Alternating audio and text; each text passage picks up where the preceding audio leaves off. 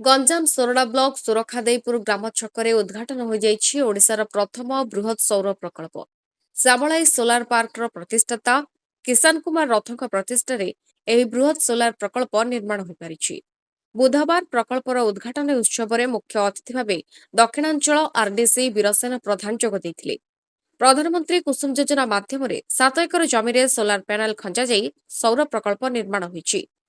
ଏହାରି ମାଧ୍ୟମରେ ପ୍ରତି ଘଣ୍ଟା ପିଛା 2.6 ମେଗାୱାଟ ବିଜୁଳି ଶକ୍ତି ଉତ୍ପାଦନ ହୋଇପାରିବ। ଗୋଟିଏ ୟୁନିଟ୍ ପିଛା 4 ଟଙ୍କା 50 ପଇସା ଦେଇ ଗ୍ରିଡ୍କୋ କିଣିବାକୁ ଚୁକ୍ତିନାମା ହୋଇଛି। ବଡ଼ଗଡ଼ ଅଞ୍ଚଳରେ ଥିବା 4ଟି ବିଦ୍ୟୁତ୍ ସବ୍ଷ୍ଟେସନକୁ ଏହି ପ୍ରକଳ୍ପ ମାଧ୍ୟମରେ ବିଜୁଳି ଯୋଗାଇ ଦିଆଯାଇପାରିବ। ଏହି ପ୍ରକଳ୍ପ ଦ୍ୱାରା ଅନେକ ସମୟରେ ବିଦ୍ୟୁତ୍ କାଟ ସମସ୍ୟା ଦୂର ହୋଇପାରିବ। ଏଥିରେ ଯୁବ ଉଦ୍ୟୋଗୀ କିଷାନ କୁମାର ରଥ ଦିନକୁ 50,000 ଟଙ୍କା ରୋଜଗାର କରିପାରିବେ ବୋଲି ଆଶା ରଖିଛନ୍ତି। କେନ୍ଦ୍ରୀୟ ଯୋଜନାରେ ଏହି ପ୍ରକଳ୍ପ ପ୍ରଥମ ଥର ପାଇଁ ଓଡ଼ିଶାରେ ପ୍ରତିଷ୍ଠା ହୋଇଥିବାରୁ ସମସ୍ତ ବିଭାଗର ଅଧିକାରୀମାନେ ସହଯୋଗ କରିଛନ୍ତି। ଏହି ଉଦ୍ଘାଟନୀ ସମାରୋହରେ ଗ୍ରିଡ୍କୋ ଜେନେରାଲ ମ୍ୟାନେଜର ଶୋଭନ ରାୟ, ଏଜିଏମ୍ ଆର୍ଆଇ ଶାଶ୍ୱତୀ ମହାପାତ୍ର, ଭଞ୍ଜନଗର ବିଦ୍ୟୁତ୍ ବିଭାଗୀୟ କାର୍ଯ୍ୟନିର୍ବାହୀ ଯନ୍ତ୍ରୀ ଶ୍ୟାମାକାନ୍ତ ସାହୁ, କମଳାକାନ୍ତ ପଣ୍ଡା, ଆଦିତ୍ୟ ଦାସ, ସୋରଡା ଏସ୍ଡିଓ ଦେବବ୍ରତ ସାହୁ, ବଡ଼ଗଡ଼ କନିଷ୍ଠ ଯନ୍ତ୍ରୀ ଅଶ୍ୱିନୀ ଦାସ, ଟିପିଏସ୍ଓ ଡିଏଲ୍ ଅଧିକାରୀ ପ୍ରଦୀପ ଦାସ ଯୋଗ ଦେଇଥିଲେ। ବିଦ୍ୟୁତ୍ ଠିକାଦାର ଭାବରେ ସରସ୍ୱତୀ ଟେଲିସଲ୍ୟୁସନ ମୁଖ୍ୟ ଧୀରେନ୍ଦ୍ର ପାତ୍ର ବିଦ୍ୟୁତ୍ ସଂଯୋଗୀକରଣ କରିଥିଲେ।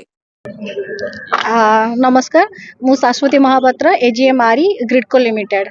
हाँ ये स्कीमटा 2019 रे पीएम कुसुम स्कीमटा लॉन्च होइथिला बट ओडिसा रे एटा होची आमे ग्रिडको द्वारा 126 मेगावाट रा आमे पीपीए साइन करथुलु एग्रीमेंट साइन करथुलु सेति मधुर एटा होची प्रथम प्रोजेक्ट जोटा कि सक्सेसफुली वर्तमान सिंक्रोनाइज हे जाइछे से सिस्टम सहित 11 के भी बरगड़ पीएसएस सिस्टम सहित सिंक्रोनाइज हेछि।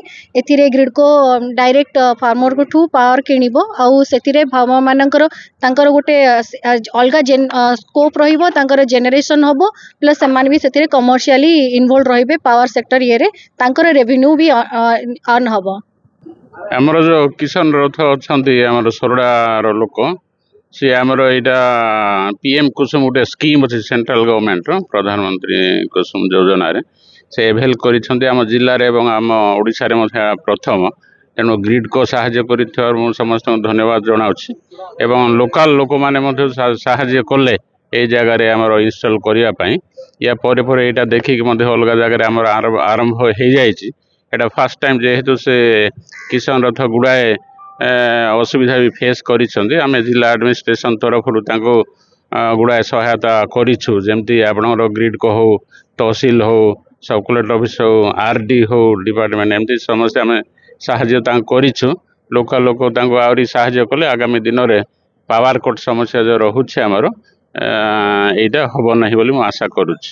किशन कुमार रथ मु एक्चुअली यूए ओमान रे जो जॉब करती से 2019-20 रे से आइडिया माने आसला 2020 रे मु प्रोजेक्ट करी बोली फर्स्ट पीएम कुसुम लगी Odisha but due to some reason ही पार्लानी से टाइम बट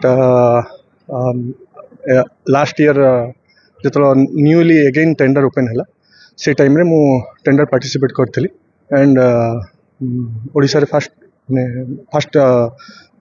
10 और 20 मेगावाट 50 मेगावाट भीतर मोर आसला बेनिफिट मीन्स जेहेतु मैम जमी कहले 440 रे टारिफटा आमर होइछि ऑल ओवर इंडिया रे सबुठ हाईएस्ट टारिफ रे होइछि ता हिसाब रे माने अन्य राज्य गुड़े 3.25 3.08 3.4 एमती जाए टारिफ बट आम ओडिशा रे 4.40 जोटा कि highest tariff approximately 12 to 15,000 units sell out करी that means revenue will be approximately 50,000 to it will be like depending on the weather condition it will be 40 sometimes it will becomes on 40 and sometimes it will be more than 50 60। Ganjam ସୋରଡାରୁ Gopalkrishna Pattnaik report Odisha Voice 24।